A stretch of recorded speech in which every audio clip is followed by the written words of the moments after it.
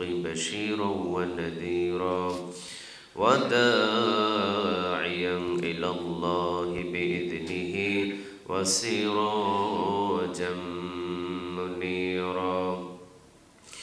أما بعد فقد قال الله تعالى في كلامه المجيد وفي فرقانه الحميد. أعوذ بالله من الشيطان الرجيم. بسم الله الرحمن الرحيم. إن الله وملائكته يصلون على النبي يا أيها الذين آمنوا صلوا عليه وسلموا تسليما. اللهم صل على مولانا محمد وعلى آل سيدنا مولانا محمد. اللهم صل على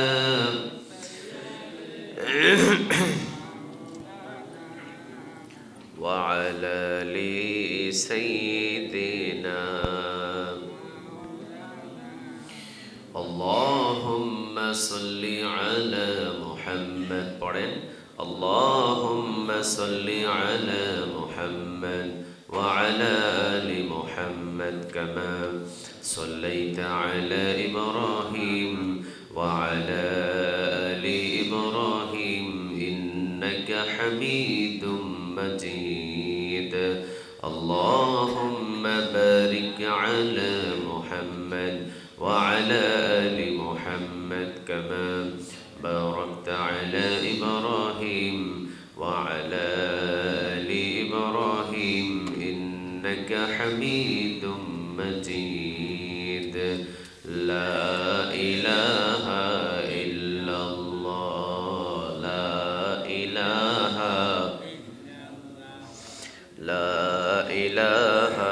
إلا الله. لا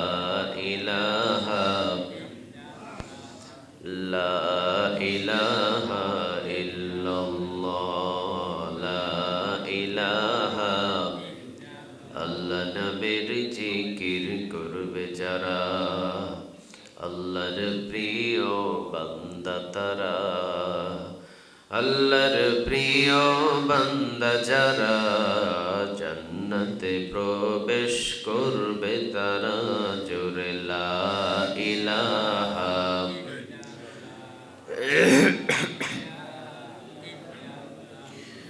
লা ইলাহা ইল্লাল্লাহু মুহাম্মাদুর রাসূলুল্লাহ সাল্লাল্লাহু আলাইহি ওয়াসাল্লাম। আপনারা সবাই কেমন আছেন? আলহামদুলিল্লাহ, আমিও ভালো আছি। আমাদের সবাইরে ভালো রাখেন তিনি কে? সুস্থ রাখেন তিনি কে? সে আল্লাহর প্রতি নিয়ামতের শুকরিয়া আদায় করে পড়ছি আলহামদুলিল্লাহ। পড়ছি রব্বানা লাকাল হামদ হামদান কাসীরান তাইয়িবান মুবারাকান ফি। পড়েন আল্লাহু আকবার কাবীরা আলহামদুলিল্লাহি কাসীরা সুবহানাল্লাহি বুকরাতাও ওয়া আসীলা সুবহানাল্লাহি ওয়া বিহামদিহি আদাদা খালকিহি ওয়া রিদা নাফসিহি ওয়া জিনাতা আরশিহি ওয়া মিদাদা কালিমাতি। পড়েন লাকাল হামদ বিল কুরআন, লাকাল হামদ বিল ইসলাম, লাকাল হামদ বিআসমাইক হুয়া লাকা বিহি সাম্মাইতুহু, লাকাল হামদ ইয়া রাব কামা ইয়ানবাগি লিজালালি ওয়াজহিক ওয়া আযীমি সুলতানিক। প্রশংসাগুলো করলাম কার? আমরা সব জায়গায় প্রশংসাগুলো করব কার? সে আল্লাহ সুবহানাহু ওয়া তাআলার গোলাম হিসাবে আল্লাহ আমাদের সবাইকে কবুল করো। আমরা বলি আমিন। আমরা কি সবাই গোলাম? সবাই বলেন, আমরা কি সবাই গোলাম? কার গোলাম? কার গোলাম? আল্লাহ। তাহলে আল্লাহ সুবহানাহু ওয়া তাআলা এই গোলামদের জন্য দয়া আর মায়া করে একটা কিতাব দিয়েছেন আমাদেরকে পথ চলার জন্য। এটাও কার দয়া বলেন? আল্লাহ ইচ্ছা করলে দিতে পারতেন না আমাদের। উনি পারতেন না যে না তোদেরকে কোনো কিতাবই দেব না, আমি তোদের যা ইচ্ছা তাই কর, আমি ধৈর্য পারলে তোদেরকে শাস্তি দিব। আল্লাহ ইচ্ছা করলে পারতেন না এটা? কিন্তু আল্লাহ বলছেন না, আমি তোদেরকে জীবন চালানোর জন্য একটা কিতাব দিয়েছি যেটা হলো কালামুল্লাহ। এই কালামে পাক দিয়েছি, এটা পড়ে পড়ে জেনে জেনে তোদের জীবনটাকে চালাবি। আলহামদুলিল্লাহ বলেন। কোরআনটাই হলো আমাদের শ্রেষ্ঠ কিতাব। এর চাইতে কি শ্রেষ্ঠ কিতাব আছে? নাই। তাহলে কোরআনের ভিতরে সূরা আছে কয়টা? 114টা। আজকে আমরা একটা সূরা জুজ করে সেখান থেকে কিছু আলোচনা শুনি। সূরা আসর থেকে কিছু আলোচনা আমরা শোনার চেষ্টা করব ইনশাআল্লাহ। আল্লাহ আমাদের সবাইকে কবুল করুক। আমরা বলি আমিন। কোন মুফাসসির বলছেন যদি পুরা কোরআনটা না দিয়ে শুধু সূরা আসর দিয়ে দিতেন তাহলে জাতি জান্নাতের পথ পেয়ে যেত। আলহামদুলিল্লাহ বলবেন না? কোন যদি সূরা না দিত, মানে 114টা তো 113টার দরকার ছিল না, শুধু ছোট্ট এই সূরা আসর, এই সূরা আসরটাও যদি একটা জাতিকে দিয়ে দিত আর সূরা আসরের উপরে যদি সে মেনে পথ চলা শুরু করত, সে জান্নাতে গিয়ে তার পথ শেষ হয়ে যেত। আলহামদুলিল্লাহ বলেন। তাহলে এই সূরাটা কি দাম বেশি নাকি কম বলেন? বেশি। এমন একটা গাড়ির ভিতরে, আমাদের যে গাড়িগুলো আমরা চালাই, এই গাড়ির ভিতরে এমন কিছু একটা নাট আছে যে নাটটা দিলে গাড়ি চলবে, আর ওই নাট না দিলে গাড়িটা চলে না। তাহলে একটা নাটের উপরে পুরা 50 লক্ষ টাকার গাড়িটা নির্ভরশীল কয়টা নাটের উপরে? কথা বলেন, কয়টা? একটা নাটের উপরে পুরা 50 লক্ষ টাকার গাড়ি নির্ভরশীল। এই একটা নাট না দিলে চলবে না। ঠিক সূরা আসর এমন একটা সূরা যা জাতির জন্য যদি 113টা সূরাও না থাকতো, ছোট্ট এই নাটের মতো এই 3 আয়াতের একটা সূরা যদি দিয়ে দেওয়া হয়, এই জাতি জান্নাতের পথ খুঁজে পেত। চিৎকার দিয়ে বলেন আল্লাহু আকবার। তাহলে সূরার নাম কি? সূরা আসর। সবার মুখস্থ আছে না? কথা বলেন, মুখস্থ নাই? ওয়াল আসর ইন্নাল ইনসানা লাফি খুসর ইল্লাল্লাযীনা আমানু ওয়া আমিলুস সালিহাতি ওয়া তাওয়াসাউ বিল হক ওয়া তাওয়াসাউ বিস সাবর। আল্লাহ সুবহানাহু ওয়া তাআলা এই আয়াত থেকে আমাদের কিছু কথা শোনার তৌফিক দান করুক। আমরা বলি আমিন। কোরআনটা শ্রবণ করতে হলে আগে পড়তে হবে আউযু বিল্লাহি মিনাশ শাইতানির রাজীম। এরপরে পড়ে নেন বিসমিল্লাহির রহমানির রহিম। আউযু বিল্লাহি মিনাশ শাইতানির রাজীম মানে আপনি শয়তানের হাত থেকে পানাহ চেয়েছেন কার কাছে? সবাই বলেন, কার কাছে? আল্লাহ সুবহানাহু ওয়া তাআলার কাছে। আউযু বিল্লাহি মিনাশ শাইতানির রাজীম বলে আল্লাহ সুবহানাহু ওয়া তাআলার কাছে যদি পানাহ না চান, তাহলে আপনি কখনো কোনো সময় কোরআন তেলাওয়াত করে মজা পাওয়া যাবে না। কারণ শয়তানের সাথে কি আমরা পারবো? কথা বলেন, পারবেন কেউ শয়তানের সাথে? নো। রাসূল বলেন শয়তানকে আল্লাহ কিছু শক্তি দিয়েছে স্পেশালি ভাবে। শয়তান যুগের পর যুগ আল্লাহ রাব্বুল আলামিনের ইবাদত করেছে, আল্লাহ রাব্বুল আলামিনের গুণগান গেয়েছে। এমন কোন জায়গা নাই যে সেজদা দেয় নাই। প্রতিটা জায়গায় জায়গায় তার সেজদার চিহ্ন আছে। সুবহানাল্লাহ বলেন। সেজদা করতে করতে, ইবাদত করতে করতে, বন্দেগী করতে করতে এক এলাকার অথবা কিছু নামক ফেরেশতা আল্লাহ রাব্বুল আলামিন যাদেরকে লালন পালন করানোর জন্য তার কাছে রেখে দিয়েছিলেন, যার কাছে রেখে দিলেন ওই ফেরেশতাদের সর্দার হিসাবে নিযুক্ত করে দিলেন। তিনি কে? আমরা অনেকে এই জায়গায় মাঝে মাঝে একটু রং করে ফেলি যে শয়তান নাকি সকল ফেরেশতার সর্দার ছিল। কোন মুফাসসির বলছেন নো, এটা সঠিক নয়। সকল ফেরেশতার সর্দার এই শয়তান ছিল না। শয়তান ছিল জিন জাতি। কি ছিল বলেন তো দেখি? জিন জাতি ছিল। আল্লাহ সুবহানাহু ওয়া তাআলা এই জিন জাতি সর্বপ্রথম বানানোর পর এরা যখন মারামারি, কিলাকিলি, কাটাকাটি, অত্যাচার, ওর সম্পদ কেড়ে নেওয়া, ওরে মেরে ফেলা, ওরে কেটে ফেলা, এরকম যখন শুরু করলো, আল্লাহ সুবহানাহু ওয়া তাআলা কিছু ফেরেশতাদেরকে দুনিয়াতে পাঠিয়ে দিয়ে বললেন, এদেরকে ধ্বংস করে দাও, এদেরকে ধ্বংস করো। সবাইকেই প্রায় ধ্বংস করে দিয়েছে। বাকি ছিল কয়জন? একজন। কয়জন ছিল বাকি? একজন। এইটারে ফেরেশতারা বলল যে তো নাবালক শিশু, এরে কেমনে ধ্বংস করি ইয়া রব, এরে তো ধ্বংস করতে মনে চায় না। তাহলে ঠিক আছে, এরে আসমানে নিয়ে এসো, এরে নিয়ে এসো, যাও। এরে নিয়ে গেলেন, কথা বললো না, এই কথা বললো না এখানে, এরে নিয়ে এসো। নিয়ে আসা হলো। আল্লাহ সুবহানাহু ওয়া তাআলা কিছু ফেরেশতাদেরকে দায়িত্ব দিলেন, তাহলে এরে লালন পালন করো। যাদেরকে দায়িত্ব দিলেন, যে সংখ্যক ফেরেশতা, ওরা তখন লালন পালন করা শুরু করলো। লালন পালন করতে করতে করতে করতে ওকে শিক্ষা দেওয়া হলো যে তোমার রব একজন আছেন, তিনি কে, নাম বলেন তো দেখি। আল্লাহ। উনি সৃষ্টি করেছেন আসমান, উনি জমিন, উনি সব কিছুর মালিক। উনি কুল হুয়াল্লাহু আহাদ, উনি আল্লাহুস সামাদ, উনি লাম ইয়ালিদ ওয়া লাম ইউলাদ ওয়া লাম ইয়াকুল লাহু কুফুয়ান আহাদ। তিনি আল্লাহু লা ইলাহা ইল্লা হুয়াল হাইয়ুল কাইয়্যুম লা তাখুযুহু সিনাতু ওয়া লা নাওম লাহু মা ফিস সামাওয়াতি ওয়া মা ফিল আরদ। যিনি আসমান এবং জমিনে যা কিছু আছে সব কিছুর মালিক কে?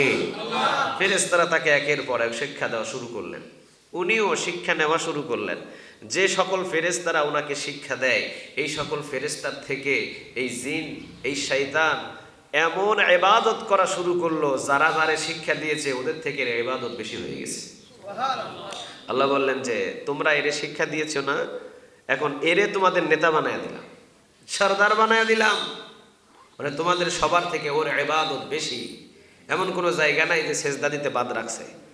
সকল ফেরেশতা না, সকল ফেরেশতার সরদার তিনি ছিলেন না। ওই যে যাদেরকে নিযুক্ত করেছিলেন ওর খেদমত, ওর দেখাশোনা করার জন্য, ওর সবার চাইতে ওর ইবাদত বেশি হওয়ার কারণে ওই কিছু ফেরেশতাদের সরদার তাকে বানায়া দিলেন। তিনি কে?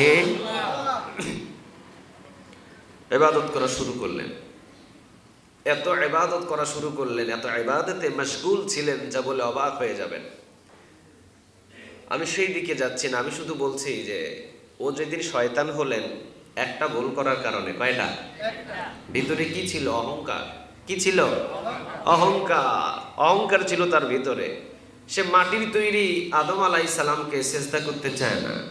কই তো মাটির তৈরি, এ নিম্নগামী, আর আমি আগুনের তৈরি, আমি ঊর্ধ্বগামী, আমার শক্তি বেশি, মাটির শক্তি কম। কিন্তু এ জানেই না যে মাটির শক্তি সবচেয়ে বেশি। সুবহানাল্লাহ বলেন। মাটির শক্তি সবচেয়ে বেশি। এটা ব্যাখ্যা দেওয়ার এখন সময় নেই। আগুন জ্বালিয়ে দেয়, আগুন পুড়িয়ে দেয়, আগুন ধ্বংস করে দেয়। আর মাটি একটা বীজ থেকে রোপণ করে, একটা বীজ, নারকেল গাছের বীজ, সরিষা গাছের বীজ, এরপরে আপনার মিষ্টি কুমড়া গাছের বীজ রোপণ করবেন, সেখান থেকে দুই পাতাওয়ালা গাছ বাহির করে, সেখান থেকে লম্বা 30 গজ 40 গজ একটা গাছ বাহির করে, সেখানে 3 KG 4 KG 5 KG 10 KG 50 KG ওজনের কুমড়া দিতে পারে এই মাটি। সুবহানাল্লাহ বলেন। তাহলে মাটির শক্তি বেশি নাকি কম? আগুনের ভিতরে যদি একটা বিচি রোপণ করেন, বিচি কি আস্ত থাকবে না পুড়ে ঝাঁঝরা হয়ে যাবে? আর মাটির ভিতরে রোপণ করেন তো দেখি, আলহামদুলিল্লাহ বলবেন না? বিভিন্ন ব্যাখ্যা আছে যে আগুন থেকে মাটি কতটা দামি, হাজার হাজার লক্ষ লক্ষ উদাহরণ আছে, যেগুলো দেওয়ার এখন আমার সময় নেই। যেহেতু শয়তান চিন্তা করলো যে ওকে মাটির তৈরি করা হয়েছে, ও মাটির তৈরি, ওর চাইতে আমি অনেক দামি, অহংকার, সেজদা করব না। কার হুকুম অমান্য করলেন? সবাই বলেন কার? তাকে শয়তান করে দেওয়া হবে, তুই দূর হয়ে যা, আমার স্থানে তোর জায়গা নেই। তখন সে বলল, আল্লাহ আপনার স্থানে যখন আমার জায়গা নেই, তখন ঠিক আছে, আমি দূর হয়ে যাচ্ছি, তবে আমি কি পাওনা পাবো না? আমাকে কিছু পাওনা দেন, আমি যে ইবাদত করেছি, আমি যে আপনার বদিল্লা দিয়েছি, কামলা দিয়েছি, এটার পাওনা নাই, পাওনা দেন। কি পাওনা নিবি তুই?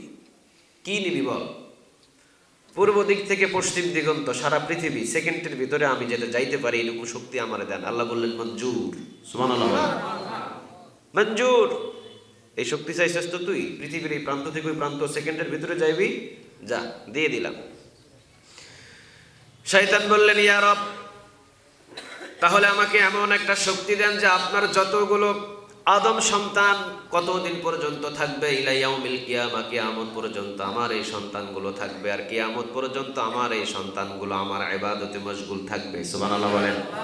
শয়তান বললেন, রব্বে কারীম, কিয়ামত পর্যন্ত যদি আপনার আদম নামক এই সন্তানগুলো থাকে, আদমের সন্তানগুলো থাকে, কিয়ামত পর্যন্ত আমার হায়াতটাকে আপনি লম্বা করে দেন। সুবহানাল্লাহ বলেন। কে মঞ্জুর করে নিলেন? আল্লাহ। সুবহানাল্লাহ বলবেন না? শত্রুদেরকেও কিন্তু আল্লাহ ভালোবাসে, জানেন এটা? আবু জেহেল নামক যে শত্রু ছিল, ওইটারে আল্লাহ কি ভালোবাসে নাই? ওরে আরো বেশি খাবার দিয়েছে। ওর জন্য শুধু দুনিয়া, কিন্তু ওর জন্য আখিরাতের বিন্দু পরিমাণ কোনো কিছু নাই। একজন সাহাবী রাসূলকে প্রশ্ন করেছিলেন, ইয়া রাসূলুল্লাহ, শান্তিতে থাকার কথা আমাদের, কারণ আমরা ইয়ামতের পয়সা দিই, আমরা ইয়ামতের টাকা দিই, জিহাদের ময়দানে জীবন দিই, রমজানের রোজা রাখি, 5 ওয়াক্ত নামাজের ভিতরে আল্লাহকে 42 বারেরও বেশি সিজদা করি। চিকন চালের ভাত আমাদের দরকার, উটের গোশত আমাদের খাওয়া দরকার, ফলমূল আমাদের খাওয়া দরকার, কিন্তু আমরা মোটা চালের ভাতও পাই না। আর আবু জেহেল চিকন চালের ভাত খায়, উটের গোশত ছাড়া তার কোনো দিন কাটে না। সমস্ত ভালো খাবার আবু জেহেল খায়। আমরা কি পাপ করেছি? আমাদেরকে কেন আল্লাহ ভালো খাবার খাওয়ায় না? রাসূল বললেন, একটা সাগরের মধ্যখানে একটা আঙ্গুল যদি চুবিয়ে দাও, আঙ্গুল চুবানোর পরে ওই সাগর থেকে আঙ্গুল উঠালে আঙ্গুলের আগায় 1 ফোঁটা পানি থাকে। এই 1 ফোঁটা পানি পরিমাণ নিয়ামত শুধু আল্লাহ আবু জেহেলকে দিয়েছে, আর সাগরের সমস্ত পানি পরিমাণ নিয়ামত আল্লাহ তোমার জন্য আখিরাতে রেখে দিয়েছে, যেটার শুরু আছে কোনো শেষ নাই। এই জন্য জেলখানায় গিয়ে যদি ওই জেলখানার নরমালি প্লেটের ভিতরে, নোংরাযুক্ত প্লেটের ভিতরে গন্ধযুক্ত রুটি, আপনারা তো জানেন না জেলখানায় যে রুটি খাওয়ানো হয় এটা দুর্গন্ধ, খসখসে দুর্গন্ধযুক্ত। ভাত যেটা দেওয়া হয়, ভাতের ভিতরেও দুর্গন্ধ, তরকারির ভিতরেও দুর্গন্ধ। মানে এগুলো কি দিয়ে যে রান্না করে আল্লাহ ভালো জানে, হয়তো খাবারের ভিতরেও তাদেরকে কষ্ট দেওয়া হচ্ছে। যে জেলখানার ভিতরে রুটিটা খাওয়ানো হয়, দুর্গন্ধ রুটিটা খাইতে পারবেন না, আপনি নাকেই নিতে পারবেন না, কিন্তু খোদার জ্বালো নাই, হয়তো খেতে হয়। জেলখানার ভিতরে যে ভাত দেওয়া হয় এগুলো দুর্গন্ধযুক্ত ভাত। জেলখানার ভিতরে যে পানিগুলো খাওয়ানো হয় এগুলো একদম নিম্নমানের পানি। আপনাকে ওই যে মাম পানি দিবে না, ওখানে মাম পানি দিবে নাকি? নো, মাম পানির কোনো ব্যবস্থা নেই এখানে। দুর্গন্ধযুক্ত পানি, দুর্গন্ধযুক্ত রুটি, দুর্গন্ধযুক্ত তরকারি, ডাল, যেটাই খাওয়ানো হয় একদম দুর্গন্ধ।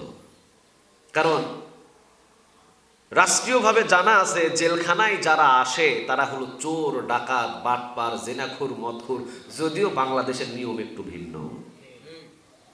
2 জন কইছে ঠিক, বাকিগুলো কেউ ঠিক বলতে পারে নাই, কারণ সমস্যা আছে মনে হয়। সবাই বলেন না ঠিক না বেঠিক? ভয়ে আছে সবাই, বোঝা যাইতেছে। যদিও বাংলাদেশের নিয়মটা একটু ভিন্ন, তবে আমি শুধু বলতেছি এতটুকুই, এই যে গন্ধ ডাল, গন্ধ ভাত, গন্ধ রুটি জেলখানার ভিতরে বসে বসে খেয়েছেন, ও শুধুমাত্র ওই সাগর পরিমাণ আখিরাতের নিয়ামতের আশায় গন্ধ রুটি পেটে হজম করেছে। ঠিক না বা ঠিক?